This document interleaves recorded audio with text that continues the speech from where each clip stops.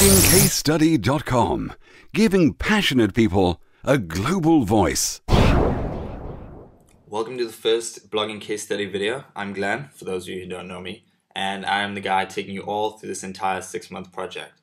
So it's been a week now since we launched in the Guardian newspaper, and already there are thousands of people all over the world following along. So thanks, wherever you are, for joining us on this journey. I'm sure we're going to have a lot of success together. In future videos, I'm just going to get right into the content, but since this is the first time I'm talking to a lot of you, there are a few things that I want to say. So firstly, the amount of emails I've received so far is far more than I anticipated. Many of them from those of you who already run blogs and want my feedback on your ideas or how I think you can make more money.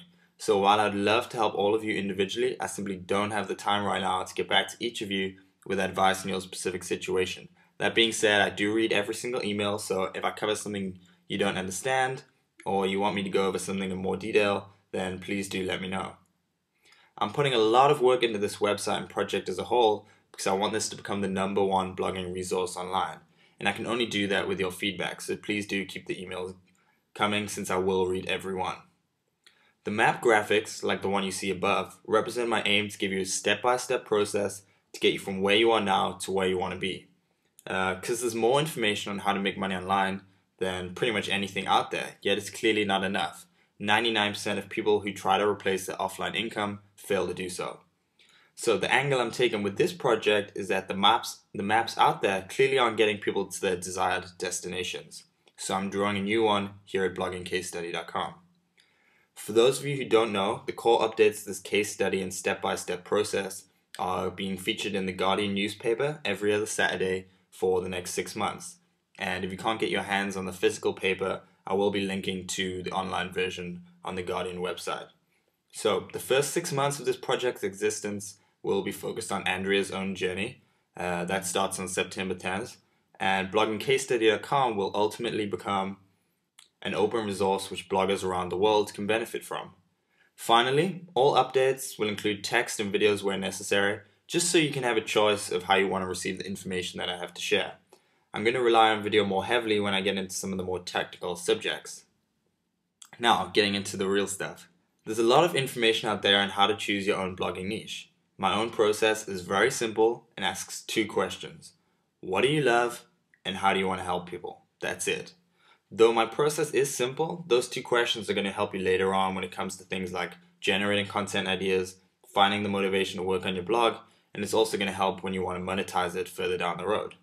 So the first question, the first thing to look at was, what do you love? And I look at this because you can. There is money to be made from talking about your passions in your way, whatever they are. Loving the topic you blog about is not only going to help you generate content ideas, but since blogging success unfortunately does not happen overnight, it's also going to help keep you motivated when initial progress may be slow. Most of you will instantly have some topics in mind that you want to blog about. If you don't, then go grab a pen and paper, really, or if you don't want to do that, open up a text editor like Word or Notepad and write down the answers to the following questions. What do you read about? So blogs, books, magazines. What do you talk about when you sit down with your best friend or anyone in your family and you really get into some, passionate topics? What are the things that you guys are covering? And what could you share? If I was to take you right now, put you in a classroom, regardless of whether the kids listening to you would be interested, what is it that you could teach? What is it that you could share? What is it that you could talk about in front of the crowd of people? So it's fine if you've written down a few topics here, since we're going to be narrowing down your focus with the next question. How do you want to help people? Your answers here will differ based on what it is that you care about.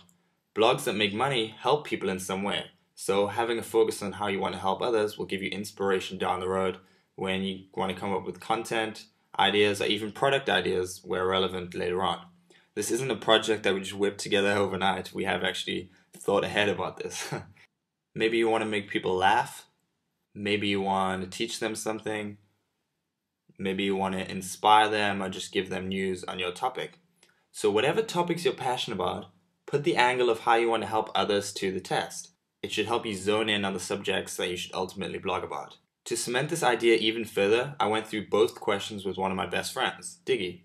When it came to the things he loved, he said girls and the psychology of dating and relationships, personal growth and self-improvement, building websites and internet marketing, partying and socializing, and forex trading, which is incidentally what he does for a living. And after going through each topic and asking how he wants to help people with them, he said that he enjoys internet marketing but not enough to dedicate an entire blog to it. And he also said the same about partying and socializing. Over the last few years, he's really came on as a person, developed his own personality and character a lot, so he wanted to help other people do the same. Therefore, he ended up creating a personal development blog at upgradereality.com. With his own hard work and a little bit of my advice, his site currently makes hundreds of pounds per month and has tens of thousands of monthly visitors. And the topic of personal development also allows him to talk about things like relationships and forex trading later on. So there's a popular concept talked about, made famous by the likes of Chris Anderson and Seth Godin, that you need 1,000 fans to start a movement and promote change. Many people, including myself, apply that to the internet, but I actually think I was wrong. I think that figure needs to be bumped up to 5,000, since no matter how true a fan is online, people are busy, your products won't always be for them, and they won't always share your content. And the 5,000 fans check basically ensures that you haven't chosen a niche to blog in that is too obscure.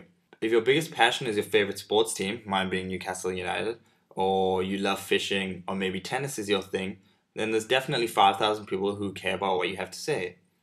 If your niche fits into this criteria and it isn't too obscure, then there is just one more test that we need to make. Can you make money? I don't want to talk too much about monetization since we'll be going into it in much more detail later on. However, the last thing I want you to do is start building a blog and then a few months down the line you realize nobody reads blogs on that topic and there's no money to be made.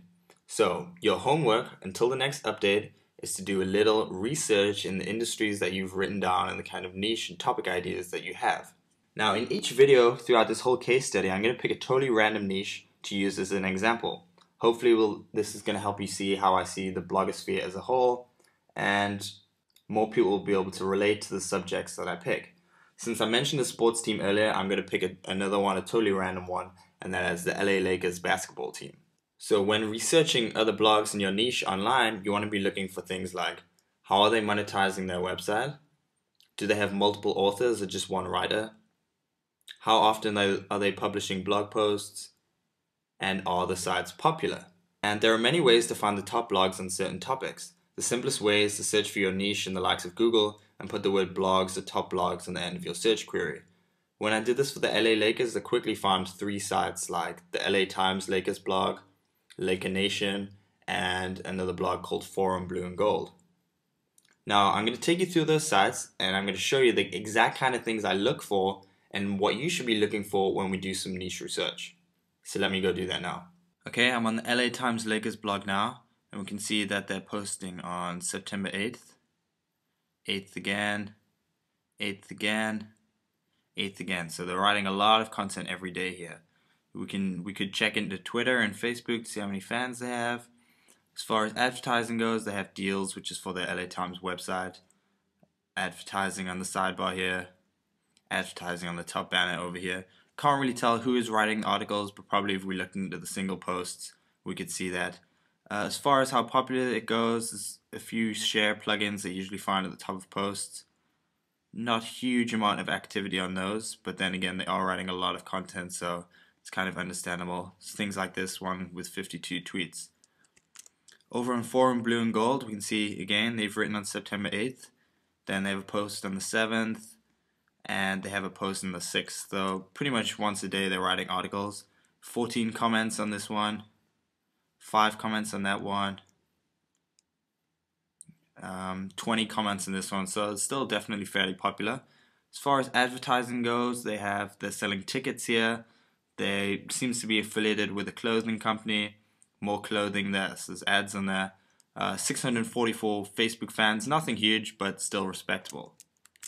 Over on Laker Nation now, I can see, so September 6th was their latest post. September 8th seems to be in odd order here. September 8th, 8th again, 8th here, the 3rd. So they have an interesting posting schedule, but again, they're writing quite a lot of content. As far as sponsorship goes, they seem to have teamed up with a few networks. Clothing again that they're selling here.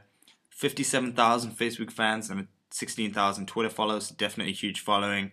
And again, ads it seems to be the way that they're monetizing the website. Okay, so I think it's clear to see that if the Lakers are what you live and breathe and you decided you want to write a blog about them, then there's definitely audience you'll listen and there is money to be made. So until the next update, whatever your niche is, whatever industry you've decided, I want you to get out there, start looking at all the blogs, look at all the things you can look at and write down, and just gather as much information as you can. It's going to become invaluable to you later on. Finally, if you like what we're doing here at bloggingcasestudy.com, please do spread the word. We'd really appreciate it. And if there's anything you think I missed, you need me to go over again, do send me an email. I'll chat to you guys soon in the next update when we're going to be getting a domain and actually putting your website together. Speak to you soon.